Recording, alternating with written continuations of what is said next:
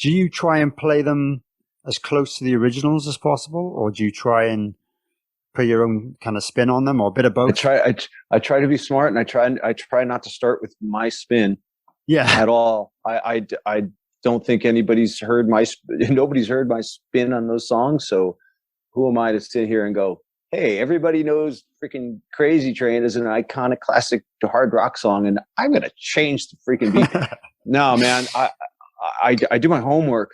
Yeah. And if it's, well, whatever, all these bands I play with, I grew up on their music. So it's like, I know what's going on. I mean, I learned how to play drums to Foreigner music. I learned how to do a double stroke with my foot to Hot Blooded. That's where I learned. Like, that's every time on stage playing Hot Blooded, I look over at Mick Jones and I'm like, you don't get it. In 1978, I was 10 years old and I learned to go bam, bam, boom, boom, boom, bam, bam, because of that song.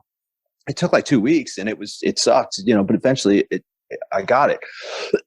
But that's quite funny. But anyways, so like, no, I'm going to go in there with respect to the songs, to the originals first. But then I do a couple things, which probably everybody should do. If you don't, I'm sure a lot of people do. If you're prepared and want to be prepared and want to come in and showing the band respect and preparation. But yeah, you listen to the original, and if it's a huge rock song that's on radio, that drum part on the radio is probably the most important to the people that come there. Even if they're not drummers, they don't care about it.